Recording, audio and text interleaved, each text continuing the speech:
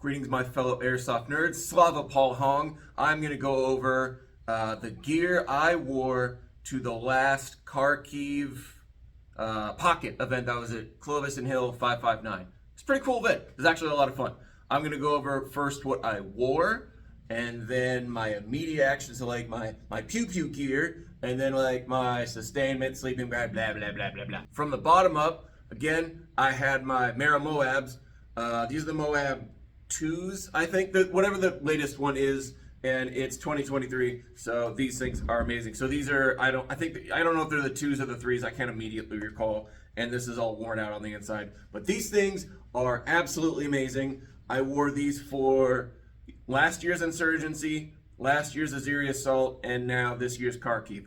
I did have the Mara Moab rainproof or waterproof ones. These aren't the waterproofs, but I did buy the waterproofs in preparation for Clovis. Thankfully, I didn't need them. I had them in the technical that I was in, but I didn't actually wear them. I only wore these, so I did have them as spares or just in case. At some point, I'll do a video on over preparation and also like how I packed the technical. For pants, I had the Mordor tack. These are the Partisan, the Loadout Partisan or whatever cool word you want to use for it. These are actually the longs, and they are actually pretty long, but this, at the time I bought them, the long was the only waist size I had, that they had in stock. So I had to buy longs or weight, and I have really bad ADD, so I wanted them right now. I can't see what size this is. These are the Saratov pants. They don't have the number on them, but I'm about 6 foot, 215, 220, and those bad boys fit me just fine. And I don't wear a belt for them. It has one of those pull strap belty things, pretty great. Standard undershirt, of course. This one I got off Amazon. This is a lot thinner and stretchier than the ones that like Amp sells, and I think they get them from Gray Shop. So, but this is an Amazon top. So it's not the actual Russian style, which I sell in my store, which actually has like Russian writing on it because we got these from Amp, and again, I assume they get them from Gray Shop. But that one is a little thinner than the traditional ones, than the actual ones. The regular ones are a little bit thicker, I think. This was my main uniform top for the whole event.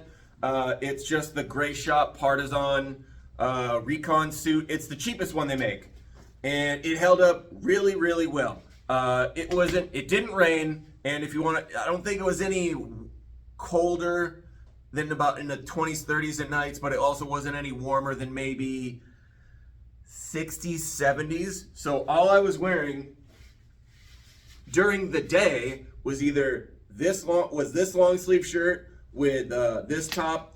I was also, towards the Sunday, it was a little bit warmer, so I dressed down to a tank top and then wore that regular Partisan top over it. So I did technically kind of break immersion because it's just a gray tank top, bro. But the second day was a little bit warmer than, Sunday was warmer than Saturday, so I hacked off the sleeves, basically. As a jacket for when the sun started going down, bro, it got pretty fucking cold at night. I just had a Gorka top. I can't remember exactly which one this is off the top of my head, but this is not the fleece lined one. I don't want fleece lined. I don't think you need anything that's fleece lined for a California event because it ain't snowing, and if you're fucking moving, you'll be warm. So if you get cold, take a hill. That's the best advice I can give you. Because what sometimes will happen is guys will get all this crazy cold weather gear for like the morning, and then they'll go on a patrol, get engaged, and then they're sweating their ass off because they're wearing 3 fucking thick ass layers instead of me just doing one shirt and then my top, and then that was it for the whole day. This is all you generally need for the Clovis event during the day.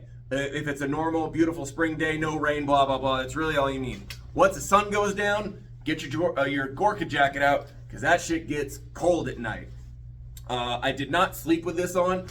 When I was asleep, I'll go over my sleep system in a second. All I was wearing was normal pants, normal shirt, normal uniform top, and that was it, and socks, and that was it. So I did sleep in my uniform, because it did get pretty cold, and I'll go over my sleep system in a second. Now we're going to move on to basically my assault gear. Again, for the second time in a row at Milsim West. I was rocking my E&L AKM, the new Essential AKM. The only thing that is in this bad boy is just the same V3 gate tighten in there, and that's it. Didn't do anything, hop up, bucking, none of that shit. All it's got is a gate tighten and a VTAC sling. I got two, where the heck did they go? Two 1200 milliamp hour batteries. These are just the Matrix ones. Obviously they're wired to Dean's. I got a fucking gate tighten in it, and that was it. That was all I had for a rifle. I didn't bring a backup, none of that shit. I had this motherfucker. Because again, Clovis, it's all you need. It wasn't raining. It was a beautiful, almost spring weekend. So all I needed was one AEG, and it was perfectly fine. I had zero issues. I put the battery in Friday evening at check-in, played the whole weekend with it, didn't take the battery out till after the game index, sometime Sunday afternoon. It was cold. I left, just for fun, I left this outside. I didn't like keep it covered or try to keep it warm or anything. I just left this bitch propped against the Techno and see what happened. The fucking stock had frost on it, but it was still perfectly functioning. In addition to that one magazine that you saw, I had 3 additional AKM magazines. These are again just the regular metal style AKM, or I'm sorry, E&L AKM mags. It's the same one that comes with the AKM when you buy it. I freaking love mechanics gloves. This is honestly, unless I need like something that's water resistant or some sort of specialty glove, I only wear solid black mechanics gloves because I've been wearing these fuckers, not this pair, but I've been wearing solid black mechanics gloves since fucking Iraq in 04. For an assault pack, I just had a normal Haley flat pack. I do have the 2.0. I don't use it for an assault pack. I just use the regular, I guess the 1.0. Inside, I really only have just a Camelback. I've got my real world boo-boo kit in here, but so like an actual aid kit in case someone gets scraped up or something like that. I did use it at last Aziri for a guy that got scraped up, so I restocked and put it again. In the little easy compartment, I would just keep a spare battery in there just because they're 1200 milliamp batteries, and batteries get weird, so it's always a good idea to have at least 2 batteries, even if you only got 1 gun. I'd also keep where did I put it? A battery pack for charging my phone because I was running ATACs the whole weekend, and that drains the shit out of your battery. And I even have one of those phone charging, one of those the rechargeable phone cases, you know what I mean? And it had like 3,000-ish milliamp hours, and ATACs was still like, hi, is your battery? That energy sure is tasty. Not that fast, but still, it definitely ate through battery at an accelerated speed because it was in constant use. Other than that, that's all I was really wearing for an assault. I didn't really carry anything. I made maybe a snack or 2 in here. That's really it. I would carabiner, I'd carabiner this on the back of my pack, of my assault pack. Just right in here. I didn't do anything for the bottom part. I just carabined it up top, and then that was fine. I didn't feel like I needed to fasten it down. I don't care if it flops in the back, because it would go on this handle, and then it would just be pretty secure on my back. I didn't need to do anything. This is the same Smersh I was basically using as a rucksack at Aziri last year, so I decided to use it more of an assault kit, and it's freaking great. I absolutely love this thing. The only modification I'm gonna make to this Smersh is instead of using basically a back base or like a back mounted hydration system, like how I have my Camelback, I'm just gonna put a couple of canteens, or technically they're flasks in Russian, whatever. I'm just gonna run them on here. Because this is a pretty retro style Russian LBV type loadout, and it does have a pretty nice butt pack that you can store a lot of stuff in, so I don't need a hydration on my back. So when I buy a ruck, and I'm going to give the Osprey 45 liter a try next time, so that way I can wear my assault pack and then my rucksack without having to worry about like my ruck going against my hydration. So I'm just going to use canteens for that. Since I was only rocking 4 total mags, I kept 2 in my front left, 1 in the front right, and then the 2 back pouches were just admin things. So like I had my lighter in here, I had a couple peanut butter snack packs in here. This is sometimes I would switch the magazines to my right side, and I'd run one of those portable USB chargers in one pouch, and then I would keep my phone in the other. That way I didn't have to keep my phone in a cargo pocket so it gets knocked around, or your butt dial someone, or emergency dial 911 or something stupid like that. Just for kind of retro purposes, I do have a standard wristwatch attached to my Smersh. I do have a small, this is basically a watch compass, but a lot of guys know what this compass is. And I still have the single LED red light that pretty much anyone in Iraq in 2004, 2005 should immediately recognize this one little clicky light. I love this thing. I do have a dog tag that doubles as my med card. I'm gonna change this to get the actual red dog tag. When I bought this, I thought I bought the red one because red dog tags are, so at least in the American military, a red dog tag is a medical card. So that's usually like your allergies and stuff like that. Silver is just like your name, your religion, blah, blah, blah. So what I'm gonna buy for the next Milsim West is a red dog tag, and that doubles as my med card. I did bring a Wendy again, but I didn't use it at all. Now remember, the only reason I ever bring a Wendy is so I can film gameplay footage and run the wire and the battery through the counterweight. But since those engagements were super, super far, I wasn't gonna get any good footage. And again, I was the XO, so a lot of what I was doing was like behind the scenes, coordinating, operating, putting stuff together, stuff like that. Not so much direct action. So I had my helmet and I had my GoPro set up and everything. I just never used it, said I just wore my beanie the whole time.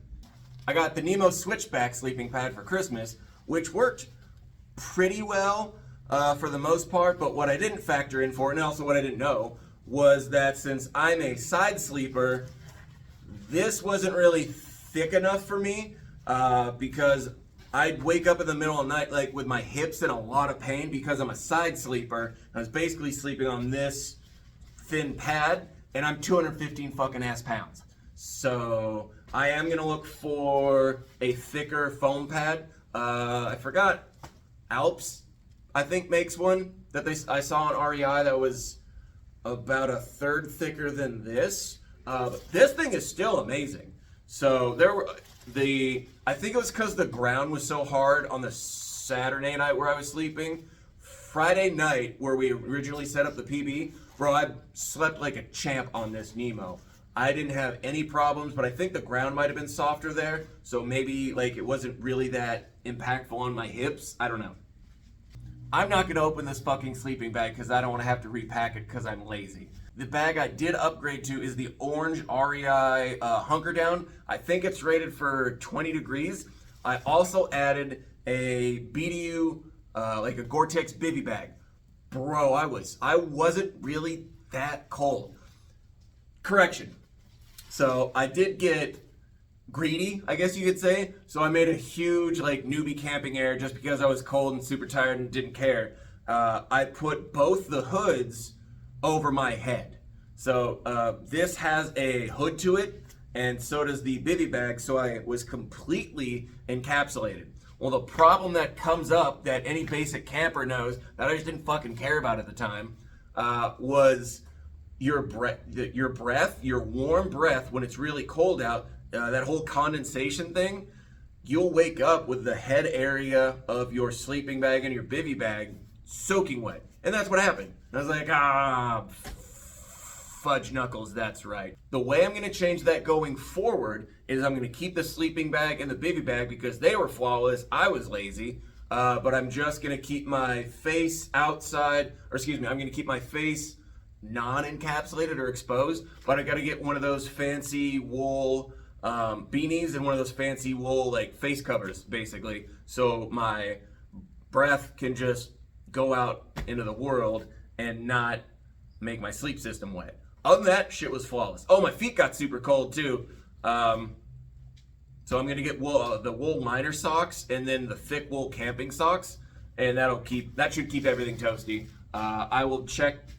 That shouldn't come into play until October, so we'll see what happens with that. For a headlamp, I just rocked one, like a $10, $15 one off Amazon. I also had a backup, but this has lasted me pretty well so far. I don't need to get an expensive old headlamp. I've had this since October, and I had another one that I had in the truck as well. I had two backup shirts. One was just like a big gray tank top, and the other was an additional long sleeve shirt.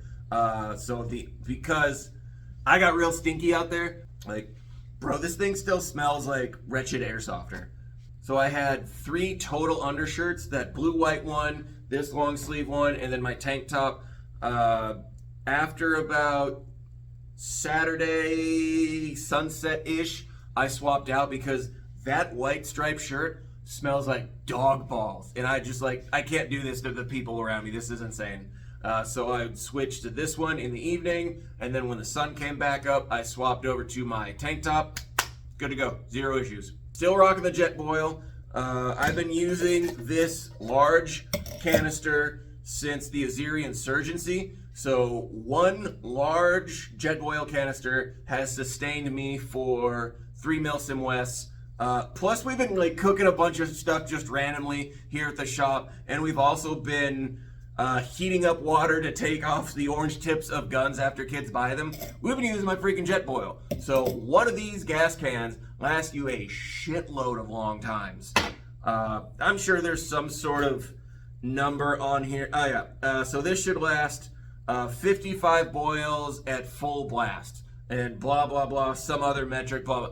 This thing has lasted me basically an entire year. I will scale down to the normal, the smaller size can, just for size constraints. This is the bag my bivy sack came in, and it's cool, and it's Gore-Tex, I think, but it's also waterproof. So this is where I keep my jet boil, and this actually works out really well. I'll keep some other knickknacks in here, like my spoon, my fork, some like small quick needs for food making stuff. That way, if I need to make anything, I just pull this straight out of wherever it is. I'm obsessed with putting things in fucking bags. So going forward, the changes I'm gonna make, I'm gonna add canteens to my Smersh so I don't have to have back mounted hydration. The reason I'm doing that, other than kind of like for cool immersiveness, sort of, is I wanna give the Osprey 45 liter a try and see, like, does that make my life easier? Does it not have an impact? Like, how does an actual rucksack impact it? Because my ruck setup was this bungee corded to it, and this hooked up to the bag. Or I'm sorry, to my Smersh. That was it. I didn't have a ruck. Everything else was either in the butt pack or in my little assault pack. That was it. For a California-based Milsim West game, you don't need more than a backpack worth of sustainment gear. You don't. Bro, I'll do a second video on this thing and why guys burned out.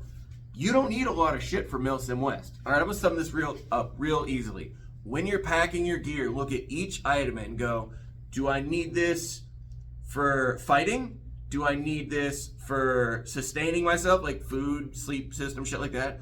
Or do I need this because I'm a fucking bitch? So I do want to give out rucksacks a try. But I mean, Sean Frozen's done no ruck challenges several times before. So, I brought, I think 6 pairs of socks. I used 4. And I think that's including the pair of socks I showed up with. And I only used 1 pair of underoos because you can use 1 pair of underoos. No one's gonna fucking care. So there's that. So I'm gonna keep doing that.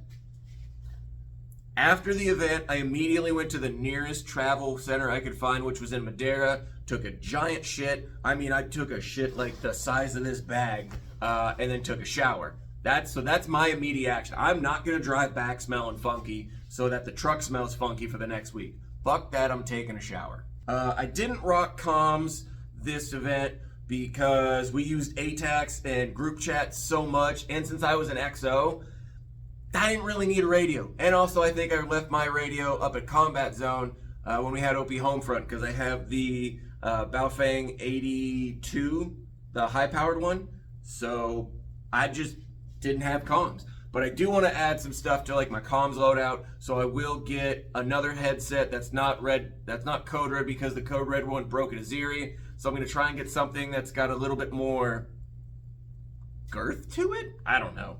But that's it. Fucking dude, Kharkiv was amazing. I had a ton of fun.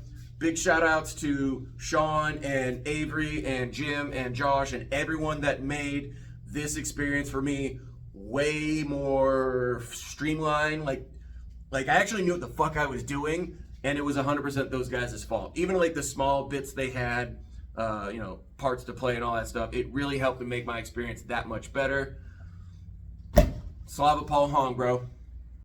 Caber, who the f*** are you, nerd?